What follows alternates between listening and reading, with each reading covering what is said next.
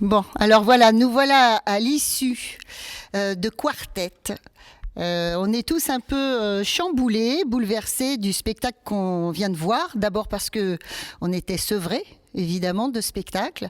Et ce spectacle qui a été créé par la compagnie Je est un autre est d'une force incroyable. Mais avant de vous remercier, mesdames et messieurs de la troupe, je voudrais remercier Manu du hangar qui nous permet donc d'assouvir notre soif de spectateurs, même si c'est vrai qu'on était des spectateurs privilégiés, puisque c'était 2 jours de représentation pour les professionnels. Et alors, représentation pour les professionnels par la force des choses, hein, c'était pas mon choix. J'aurais préféré que ce soit ouvert à tout le monde, on est bien d'accord.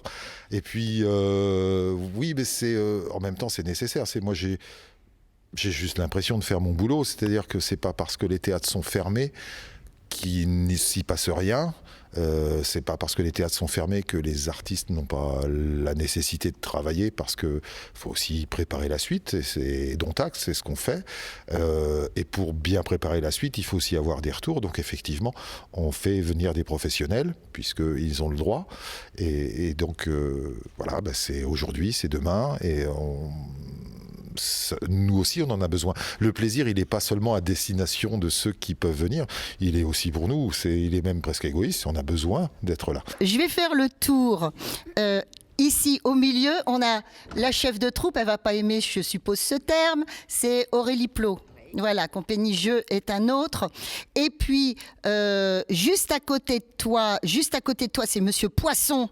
Benjamin, t'as fait la Créa Lumière et tu es également à la Régie Lumière, en l'occurrence pendant le spectacle. Juste à côté, la jolie jeune fille, c'est Sophie Dubosc. Elle est la chargée de production de la compagnie, et Aurélie dit qu'elle est son bras droit.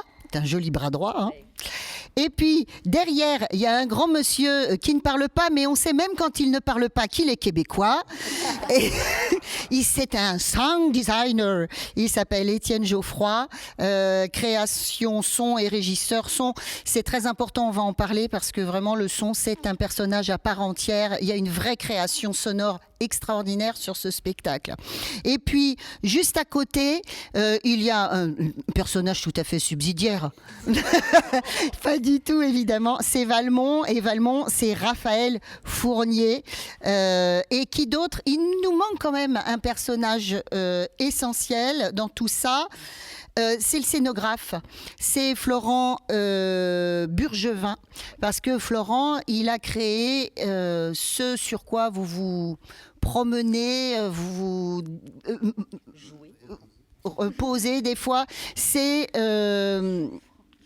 dommage, on déflore, ne serait-ce qu'en vous disant ça, on déflore quand même une chose étonnante dans ce spectacle, c'est la pyramide. Voilà, une terrible pyramide. Ah, ça y est, tu l'as montré un petit peu. T'as osé, t'as craqué. Allez, Aurélie, je te passe le micro, et dans un premier temps, tu nous rappelles ce que c'est que Quartet, parce qu'on fête les 40 ans de Quartet cette année. Quartet, c'est un texte de d'Heiner Müller, qui est un auteur allemand. Texte écrit donc en 1981. Et moi, j'emploie le mot d'excroissance des liaisons dangereuses. Voilà. Donc de Laclos, Les liaisons dangereuses, qui est un texte, ça fait partie des canons de la littérature. Et Heiner Müller, qui évidemment affectionnait beaucoup ce roman, pour des raisons qu'on évoquera peut-être tout à l'heure, en a proposé une excroissance, puisque on sait qu'à la fin des liaisons dangereuses, Valmont meurt en duel, tué par le chevalier d'Ancenis, qui est donc le petit amoureux de Cécile Volanges, que Valmont pervertit, n'est-ce pas, et déflore pendant le roman. Et la Merteuil, elle, subit une mort sociale, qui est la pire des morts qu'elle puisse subir d'ailleurs. Et donc là, on retrouve ces personnages. En fait, elle a la petite vérole aussi, la Merteuil, à la fin du roman de Laclos. Et donc là, on retrouve ces personnages qui, des années après, on suppose, se retrouvent et sont un peu esseulés et s'amusent beaucoup à rejouer leurs crimes passés, en fait. Voilà. Donc le parti pris là de ce spectacle, c'est d'avoir campé en fait Merteuil et Valmont en enfer, puisque la didascalie initiale du texte de Müller nous laisse le choix. Donc ça, c'est génial pour un metteur en scène, c'est on a un choix effectivement d'interprétation. Donc c'est un salon d'après la Révolution française. Donc là, on se retrouve dans le siècle de Laclos. Ou alors un bunker d'après la Troisième Guerre mondiale. Et là, on est plus dans un univers post-apocalyptique, effectivement.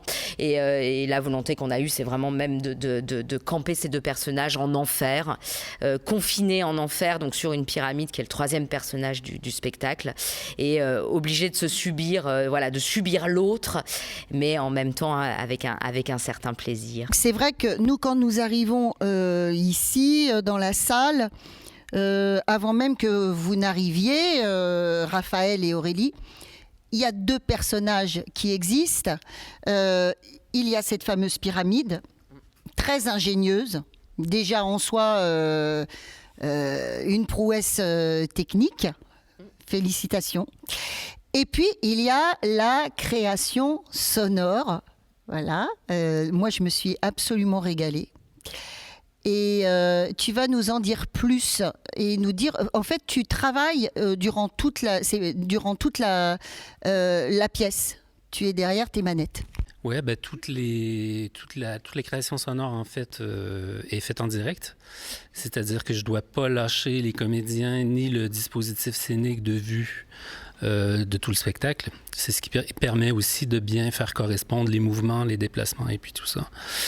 Et je dirais au-delà de ça, le son, ce qui permet de faire, c'est de créer l'environnement autour, mais aussi de créer, la faire vivre en fait, cette pyramide. C'est-à-dire qu'elle respire, elle grogne, elle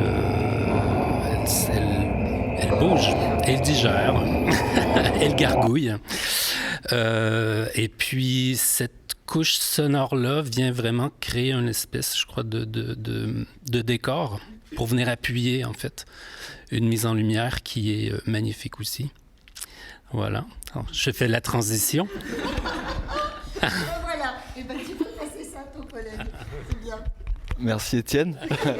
J'avoue que je me régale sur le son aussi. Moi, je sais pas trop quoi dire. Il y avait une volonté d'Aurélie et Raphaël effectivement d'inscrire cette pyramide dans un espace infini, proche de l'enfer. Dans l'esthétique, des choses proches aussi d'ambiance qu'on peut ressentir dans des films comme Alien, avec le côté aussi très matrice, organique, voilà. Et donc l'idée, c'était que la lumière vienne appuyer ce propos, qu'on ait aussi une lumière, physique, quoi, une texture en fait de lumière.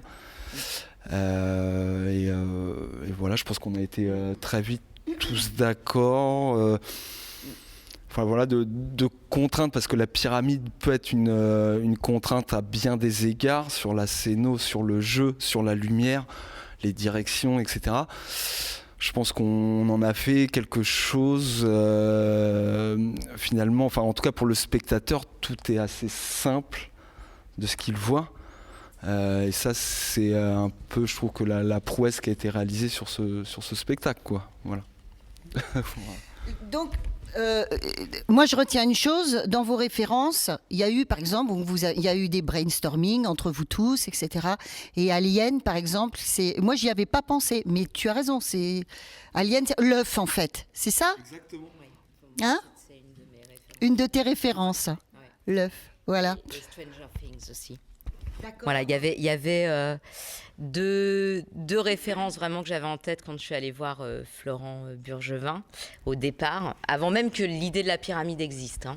C'était vraiment complètement le début de la création. Il y avait effectivement Alien et Stranger Things, qui est une série Netflix qui est extrêmement connue des ados et dans laquelle il y a ce qu'on appelle le monde à l'envers. Et dans ce monde à l'envers, il y a effectivement des racines, des choses organiques qui suintent, qui rappellent effectivement l'univers d'Alien. Voilà. Alors maintenant, évidemment, tu n'as encore rien dit, mais tu sais pourquoi? C'est que tu dis tant de choses sur scène et tu les dis tellement bien. En même temps, tu es un personnage absolument terrifiant, Raphaël. Et Valmont, ah oui, défini. Ah oui, excuse-moi. Et oui, c'est ça. Et ce Valmont nous terrifie tellement qu'après, on se dit, quelle tête il a, mais quelle tête il a, ce comédien, comment il est. Hein, en vrai. Raconte-nous tout ton travail, un travail très physique également, un travail très chorégraphié et très précis. Merci. Oui, c'est vrai que très rapidement, dans le travail avec Aurélie, on a eu envie d'investir le corps et d'avoir un parti pris très animal aussi dans l'approche de ces personnages créatures. Voilà. Comme l'esthétique de l'enfer est apparue, qu'il y a eu cette pyramide qui a été apportée par Florent, l'univers dans lequel on a plongé, très rapidement on s'est dit ok, ces personnages, enfin ce Valmont et cette Merteuil-là dans cette mise en scène ne peuvent pas être humains ou normaux entre guillemets. Voilà, il faut qu'ils habitent cet univers de la même manière que la lumière, que la scénographie, que le son, tout ça qui est donc un travail de déformation. De déformer nos corps, de déformer notre voix, de déformer et aussi pour amener plus d'organique dans les mots. Parce que le texte, c'est déjà un défi en soi. Et de le rendre organique, concret, dans le but de le rendre aussi plus accessible, plus audible pour le spectateur. Alors, tu as une amplitude vocale exceptionnelle. À un moment donné, tu montes en voix de tête, j'en voulais encore. C'est très très beau. Oui, c'est vrai. C'était vraiment très beau. Je vais vous donner quelques phrases qui m'ont... Je passe pas mon temps à écrire pendant un spectacle, hein, évidemment. Mais écoute, j'ai sorti le stylo quand j'ai... Ça, tu y penses à chaque fois. J'étais un autre, je l'avoue. Tu dis ça à un moment donné. J'étais un autre, je l'avoue, avant que m'atteigne l'éclat de vos yeux. Voilà. Alors c'est tout. Je est un autre. Oui, ça m'a fait... ça m'a tapé. Je me dis, mais c'est quand même fou. Ce qui est dingue, c'est que moi, j'y ai même pas pensé, tu vois. Mais en revanche, le jeu est un autre. Voilà, c'est quand même un peu un fil conducteur, même à travers les créations de la compagnie, puisque Les Bonnes, c'est du théâtre dans le théâtre. Quartet, c'est du théâtre dans le théâtre. Donc, de toute façon, à chaque fois, je est un autre. Voilà. Oui, alors, Monsieur Raphaël, c'est difficile pour vous ce rôle parce que vous dites l'espace vide entre mes cuisses et vous oubliez votre sexe. En fait, vous devenez deux créatures, vous le dites, qui en plus échangent leur rôle d'homme et de femme à l'envi, enfin, surtout dans un sens, tu disais. C'est toi qui joues le rôle de Valmont à un moment donné, mais pas le contraire. Ouais. Toi, après, tu joues le rôle de Tourvel. Ouais. Effectivement, Merteuil prend le rôle de Valmont. Valmont ne prend jamais le rôle de Merteuil, mais par contre, il prend le rôle de Madame de Tourvel, qui était... dans un premier temps sa proie et dont il a fini par tomber amoureux. Donc il rejoue pour moi ce personnage comme dans une rédemption exactement. En tout cas dans l'objectif d'obtenir le pardon, de se pardonner à lui-même et puis d'espérer le pardon de Tourvel qui est morte et qu'il n'a peut-être pas obtenu. Voilà. Mais donc il y a et le pardon de Merteuil. Donc il y a vraiment le jeu dans le jeu à chaque fois et il y a une double ou triple lecture du texte à chaque fois sur cette pièce. Et tu disais enfin une chose intéressante, Aurélie, c'est qu'à l'heure actuelle, alors dans les années 80, on se le disait, nous qui sommes des filles des années 80, tu vois. Dans les années 80, ça te fait rire, toi, hein. Parce que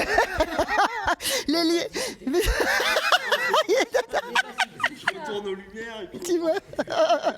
Non, mais on se disait très sérieusement que dans les années 80, ça a été la mode. Les étudiants ou jeunes lycéens qu'on était, on lisait les liaisons dangereuses. Hein, ça a été, comment dire, c'était presque la mode. Tu vois. D'ailleurs, tu me disais que ça avait été. Je te disais que ça avait un côté très années 80, et tu me disais que comment s'appelle-t-il qui avait mis en scène à l'époque Isabelle Huppert. Alors, C'est pas les années 80, c'est un petit peu les années 90, 2000. La date en tête, mais effectivement, il y a une mise en scène Voilà. de Bob Wilson. Bon, et puis il y avait eu aussi le film. Toi, tu t'en souviens, Manu? Tu t'en souviens? Ah bon, voici quand même. Bon, tout ça pour dire que à l'heure actuelle, on ne lirait plus les liaisons dangereuses, et c'est vrai que pour des adolescents ou pour des jeunes, le texte d'Heiner Müller, c'est une sorte de concentré, de condensé, d'hypertexte, avec une fin peut-être plus intéressante, une fin plus, une meilleure fin ou pas? Waouh. Question difficile. Non, je vais pas salir la mémoire de Laclos que j'aime énormément, et la fin des Liaisons dangereuses est superbe, et voilà. Et la fin de Müller est très belle aussi, mais parce que la fin de Müller, en fait,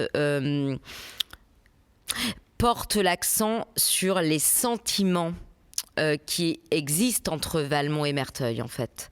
Et Laclos le dit de manière, mais ça reste très implicite puisque c'est un roman épistolaire. Donc on a la voix de Valmont, on a la voix de Merteuil, mais on n'a pas, voilà, un narrateur, une focalisation, voilà, qui nous permettrait de rentrer dans les têtes des personnages, en fait. Là, on est dans une fin qui, c'est déjà une interprétation des Liaisons dangereuses. Voilà.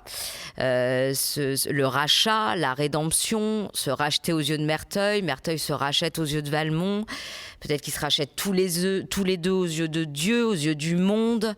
Bon, voilà, on peut en faire mille et une lectures. Donc voilà, on pourrait finir là-dessus, parce que vous allez jouer... Quand, Manu? Demain à 15h. Non, mais pour le public, hein, des vrais, quoi, des trucs vrais, quoi, avec des vrais gens. Novembre? 18 et 19. Tu vois? Voilà, 18 et 19 novembre, on serait peut-être tous réunis dans cette salle pour voir jouer Raphaël et Aurélie. Et donc, il faut y aller... c'est ouvert à tous, c'est-à-dire aux adultes, mais aussi aux jeunes, aux adolescents. C'est ça, parce que toi, c'est important pour toi de toucher le jeune public. Alors le jeune, bon, il y a jeune public et jeune public.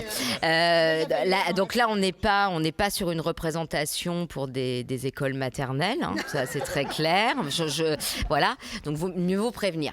Non, si on faisait un programme, c'est compliqué de dire à partir de tel âge, en fait. Je pense que ça dépend vraiment de la sensibilité, de la culture aussi de chaque adolescent. En tout cas, une des volontés de Jeu est un autre, c'est vraiment effectivement de faire de la médiation culturelle. Donc là, demain, voilà, on a des enseignants de lettres qui viennent voir le spectacle parce que on aimerait aller en lycée. Ensuite, à l'issue des représentations de novembre, il y aura une scolaire, donc le 19 novembre, pouvoir faire un travail aussi avec les enseignants de lettres en amont, parce que je pense que c'est un spectacle qu'il faut préparer un petit peu quand même. Et puis voilà, peut-être une intervention après aussi, voilà, ce qu'on appelle un bord plateau pour discuter avec ces adolescents. Mais on a des adolescents qui sont venus voir une sortie de résidence là au mois de février et ça a très très bien fonctionné.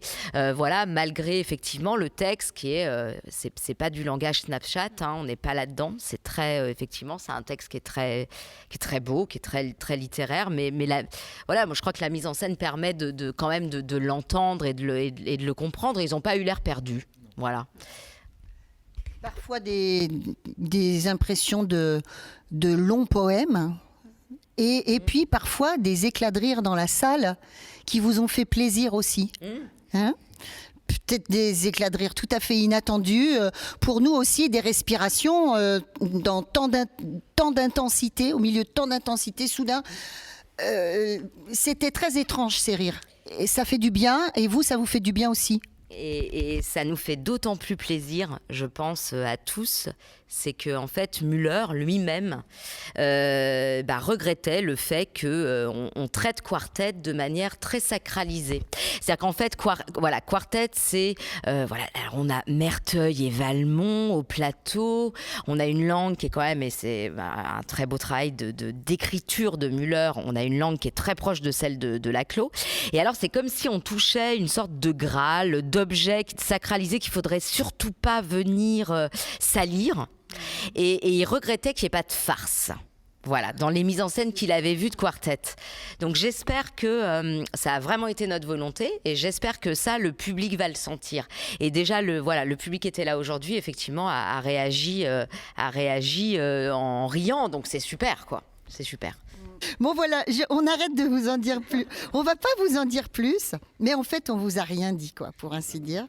Donc c'était bien que vous rencontriez des hommes et des femmes voilà, dans les gradins, et venez vite les découvrir sur scène. Donc ça sera les 18 et 19 novembre prochains, et Manu sera là avec son costume de soirée, sa cape de Gérard Majax, et voilà, il vous dira bienvenue au hangar. Voilà. Exactement. À bientôt.